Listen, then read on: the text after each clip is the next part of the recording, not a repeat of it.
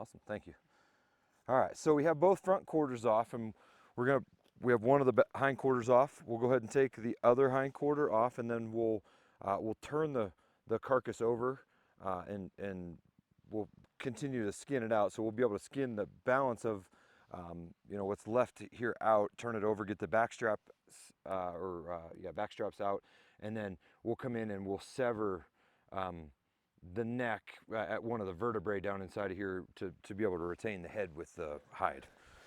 So on a larger animal, I'll be putting each of those quarters into their own game bag, but we're able to use one game bag for these quarters.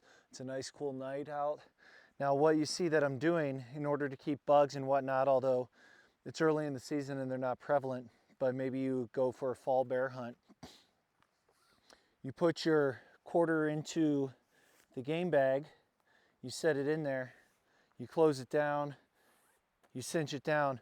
What we like to do is wrap the cord around the actual material of the game bag and do a 1-over hitch and pull it tight. That really creates it so no ants, no flies, no bees, and no insects are going to be able to get in and lay their eggs on your meat, and really protects it well.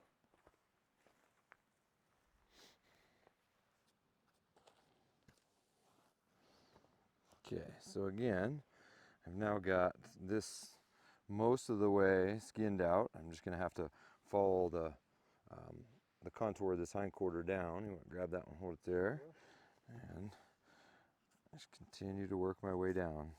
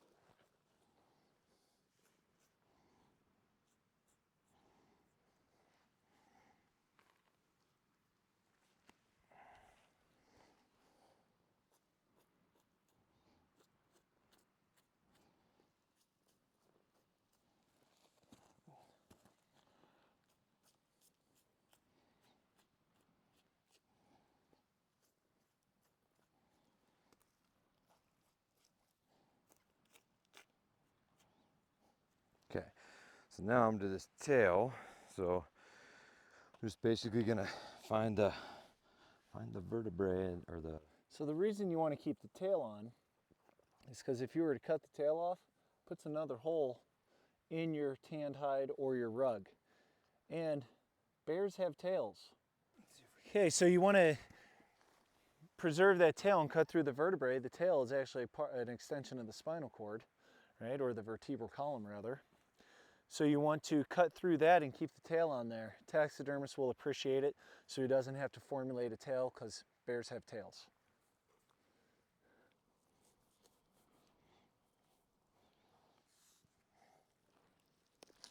So similar to any of these other joints that we separate, you find a spot in there, and you cut a little bit of the connective tissue, and then you can typically just use pressure to manipulate it to snap it off. So this one came pretty close.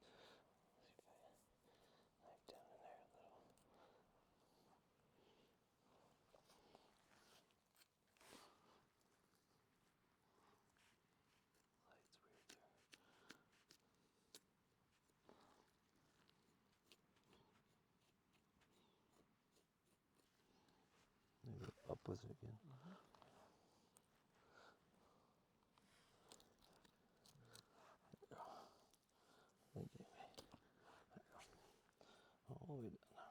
All right, so now we've cut the tail, we've basically skun out all the way around this hind quarter, so now we're ready to go in here. Now, I find that the second hind quarter I take off is easier than the first. The ball joint is directly across from the other ball joint.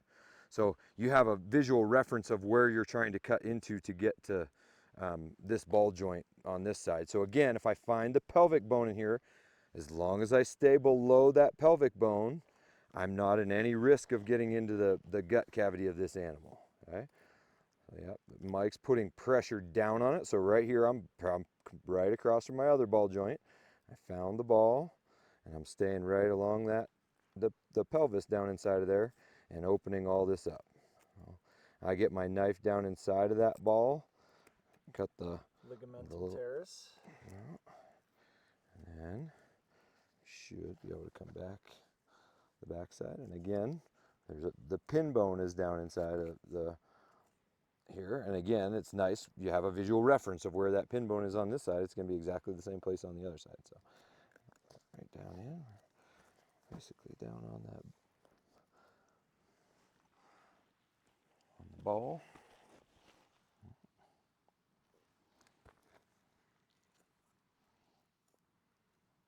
And again, I just keep using my fingers to find where the bone is down inside of there, so I don't go high and get up into that gut cavity. I think we're pretty good there. It's holding it still though.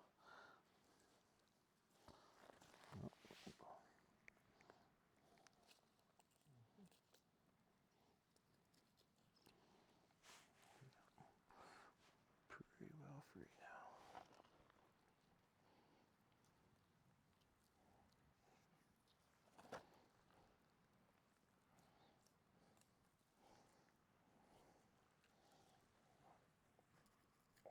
Okay, just about ready to come off there